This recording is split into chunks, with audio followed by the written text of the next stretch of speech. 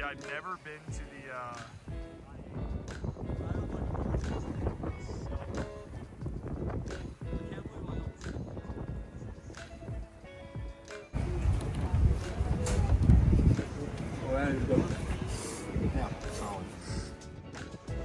it's right there.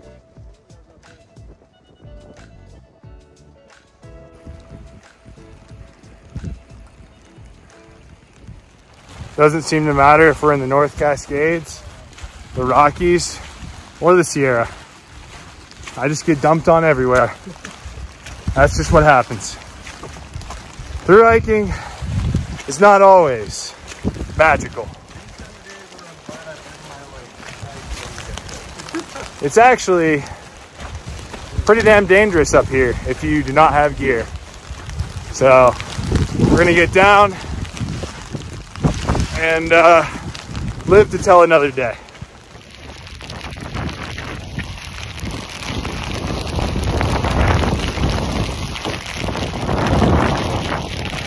I'll remember this one.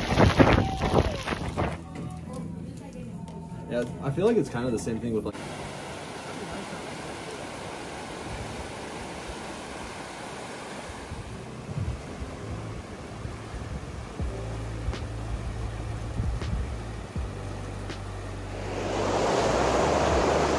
We made it.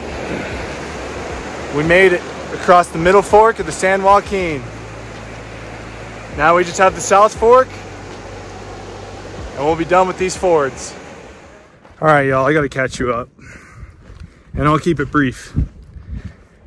Basically, we got out of Kitty Meadows and we got sandbagged by the forecast. It, long story short, said that there were gonna be a very small chance of a tiny amount of rain. And that morning, when we hiked out of Tuolumne Meadows, we camped and we woke up and Tickshot has a bear leaning over him, literally leaning over him. And that was kind of the first omen. Then, as we're packing up camp, rain starts to come down, tiny drizzle, and we all thought that's what it was gonna be. And by the time me, Weatherman, and Hot Mom, who is a new crewmate for I don't know how long, but good guy. He's the guy who had the white glasses when he was hitching in the last clip. We get on Donohue, and it is not funny anymore. Like, we're laughing about how class of 2023 always gets all the crazy weather. When we got over Donohue Pass, it was the scariest day I've ever had in the mountains. Essentially, there were 60-mile-an-hour winds, hail, sleet, rain, and we were all becoming extremely hypothermic.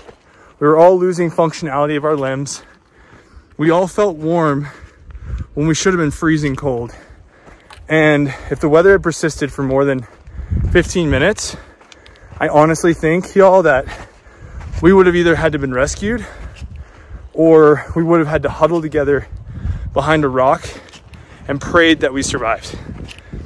Luckily, that did not happen, and the weather broke for just long enough for us to scurry down the mountain and get into tree line. And then, for the rest of the day, it rained. It rained, it rained, it hailed, and it never stopped. Island Pass was misery. I'm not gonna lie to you all, it was the toughest mental day I've had in my life, because we ended up hiking 25 miles to Agnew Trailhead and finding out that we could take a shuttle to Mammoth. And we did, because, you know, everyone's gear except for mine was soaked. And we were gonna sleep in a pit toilet. And once we found out there was a shuttle that took you to Mammoth, oh man, that was like our guardian angel. And so we went into Mammoth, hung out, got dry, waited for another day of weather to pass, and here we are now. So we're back on the trail, me and Weatherman, at Agnew Meadows, and I'm coming up on Devil's Post Pile right now. Y'all, it was a tough day, and I don't say that lightly. I've had some terrible days in the mountains, but it just was so humbling to realize that these mountains can just kill you, literally, in a matter of an hour or two, or even less. So we're all fine. It's a good learning lesson, but it's beautiful. And hopefully we'll have beautiful weather for the rest of the stretch. Only 140 miles left. So that's nothing. We got this. Soon we'll be on Whitney celebrating.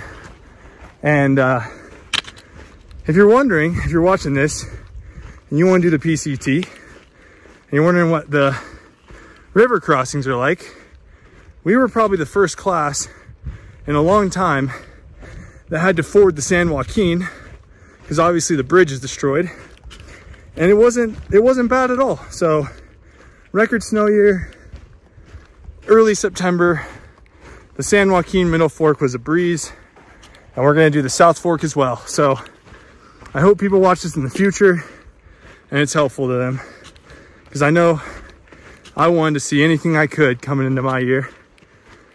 Well, y'all, as I always say, there's only one thing left to do, and that's hike. Not even for that much longer. So let's get a view of the High Sierra and travel on.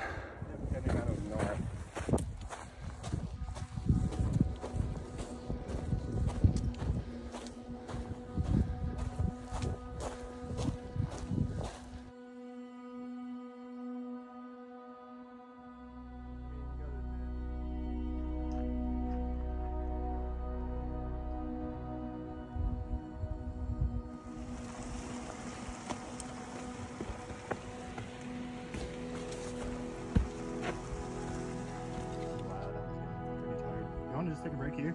Yeah. Got a good view.